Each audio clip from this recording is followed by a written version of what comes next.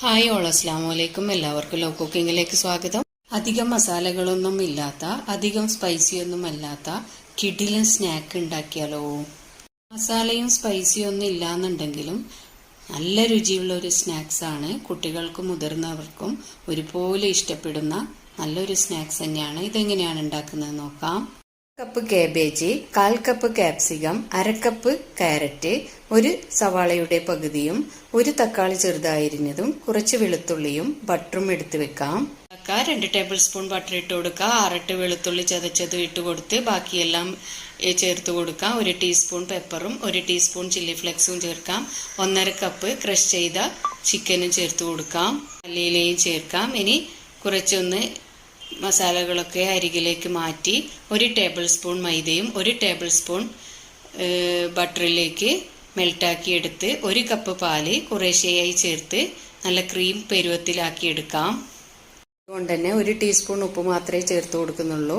1/4 cup mozzarella ചീസും 1 സ്ലൈസഡ് ചീസും ആണ് ഇട്ട് കൊടുത്തത്. ചേർത്ത് ചീസൊക്കെ മെൽട്ടായതിനു ശേഷം ഫ്ലെയിം ഓഫ് ചെയ്ത് മൂടി വെക്കാം.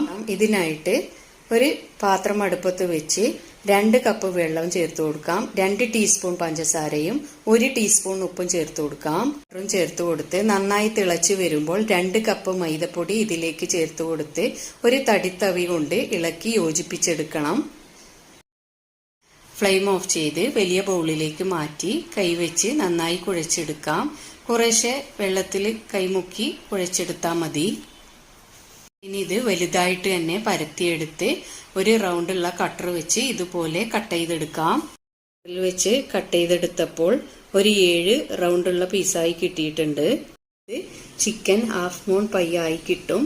ഇതിൽ ഇരട്ടി ഒരു 2 കപ്പിന് പകരം 4 കപ്പാണ് മൈദപ്പൊടി ചേർത്ത് കൊടുക്കുന്നുണ്ടെങ്കിൽ ഒരു 45-50 പീസ് വരെ ഹാഫ് മൂൺ ആയി കിട്ടും. വെച്ച് ഇതുപോലെ ഒന്ന് പ്രസ് ചെയ്ത് കൊടുത്താൽ മാത്രം മതി. പെട്ടെന്ന് തന്നെ ആയി കിട്ടും.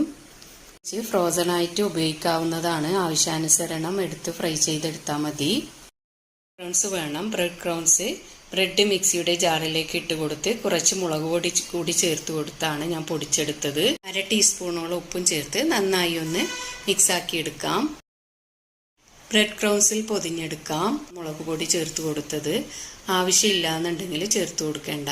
ഒക്കെ ഫ്രീസറിൽ ഫ്രോസൺ ആയിട്ട് വെച്ച് കൊടുക്കുകയാണ് ചെയ്തത്. എല്ലാവരും ഇതുപോലെ ഉണ്ടാക്കി നോക്കി ഫീഡ്ബാക്ക് അറിയിക്കണം. ഉഗ്രൻ ടേസ്റ്റ് ആയിട്ടുള്ള നല്ലൊരു സ്നാക്സ് ആണ്.